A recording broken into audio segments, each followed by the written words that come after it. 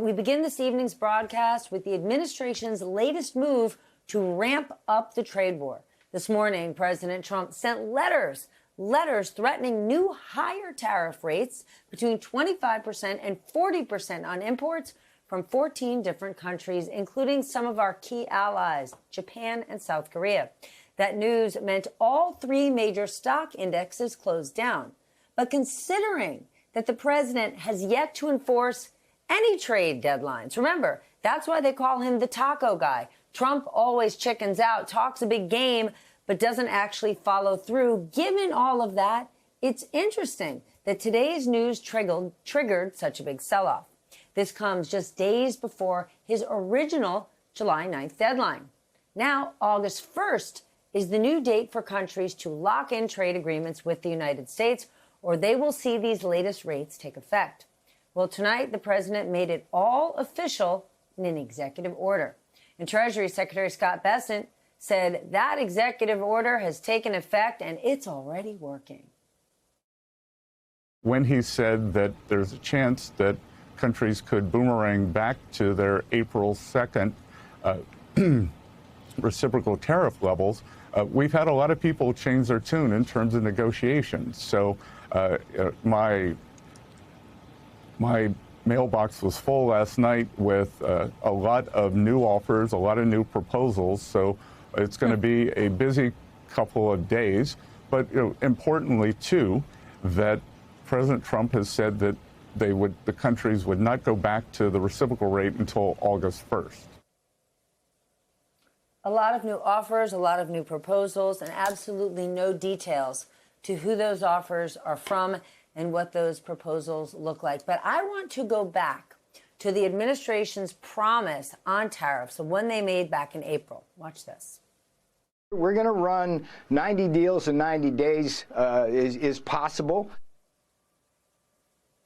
So there you have it. 90 deals in 90 days, a catchy soundbite, an easily amplifiable tagline.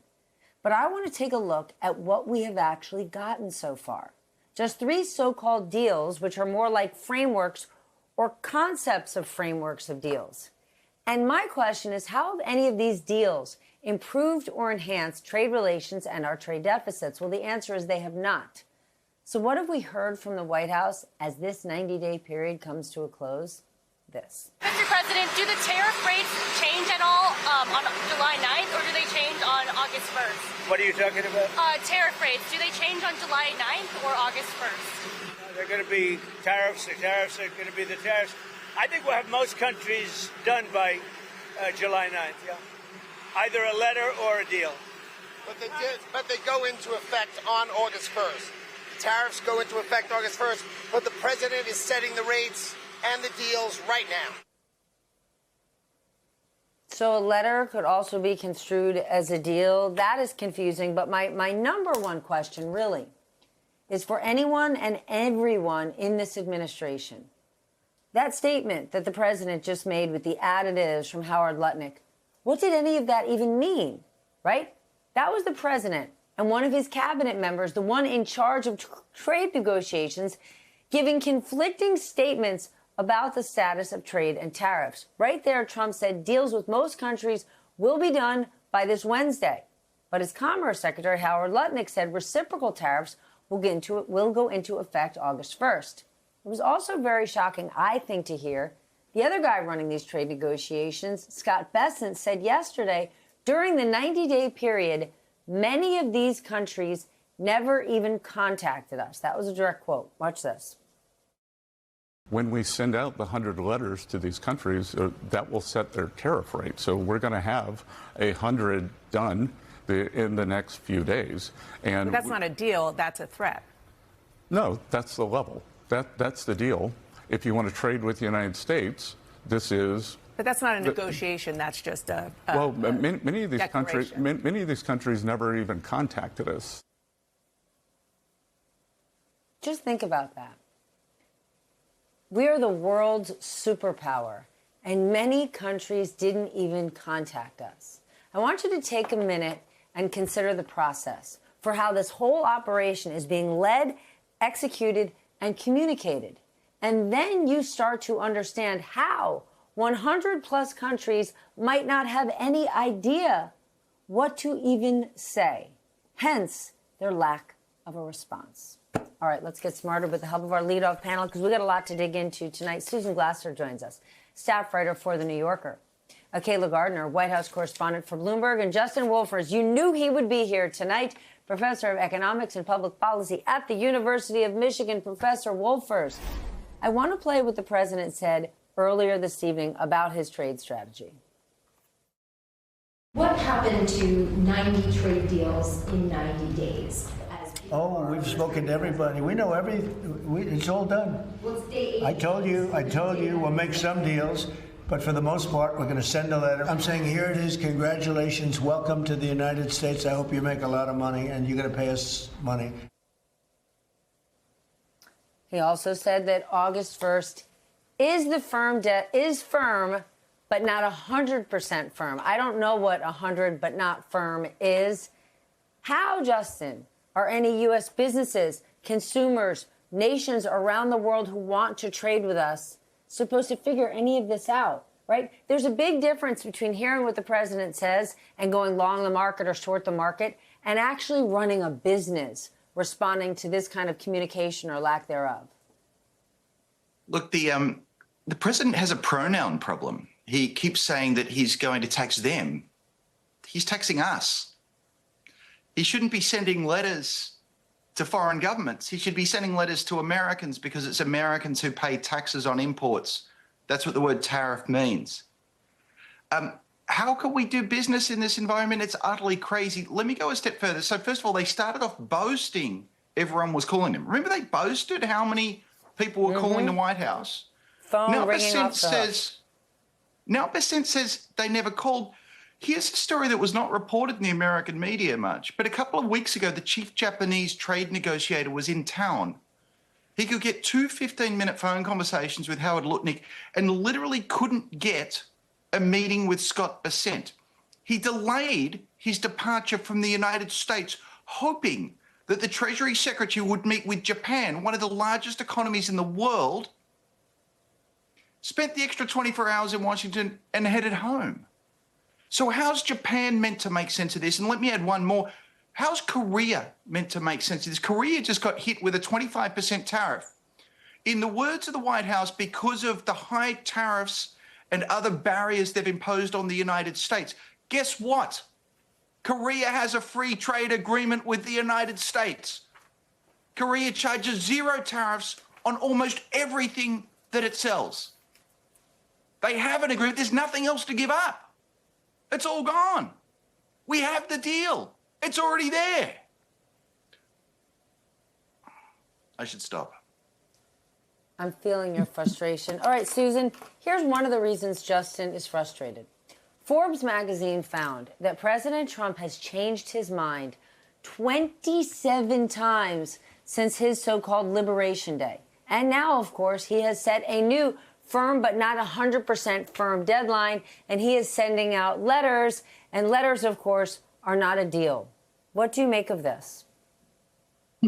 Frankly, 27 is generous. They might have undercounted, Steph. I mean, I'm not saying that it was rigged or anything, but it's definitely possible that it's more than 27 different messages, because actually in the clips that you just played for us tonight, there's at least 4 or 5 different statements, many of them contradictory, that we just heard from President Trump, his Treasury Secretary, and his Commerce Secretary.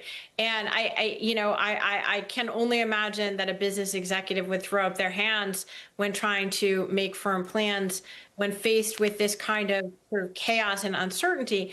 Now, again, has Donald Trump changed his mind about tariffs?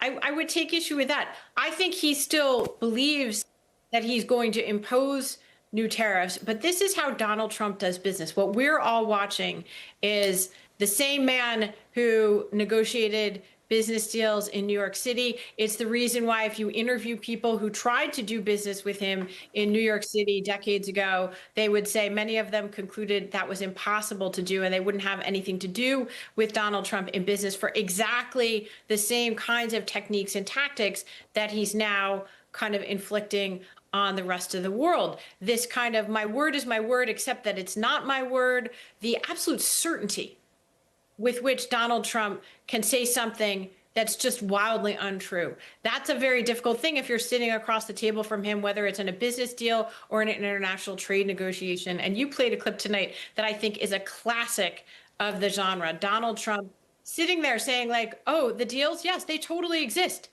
They do not exist. Right? They do not exist. I'm channeling my inner Justin Wolfers here, but, they don't exist. Let's just be real about that. Donald Trump could keep this shell game going forever. When we interviewed him for our book after the end of his first term in office, Steph, we asked him, what did he really, regret that he hadn't been able to do? What did he want to do in a second term? He mentioned specifically forcing South Korea to pay money to have U.S. troops stationed there as if we were a kind of a mercenary force, but also tariffs on our European allies and specifically Germany. This is a deeply held preoccupation of Donald Trump's, and I just don't think he sweats the details in the way that, of course, any responsible actor needs to sweat the details. And it's why it's so hard for so many countries to negotiate with us. Kayla, let's talk about the country that's at the center of the trade war. According to Donald Trump, the reason this trade war was even launched, you got reporting on how the trade talks are going with China. Give us an update.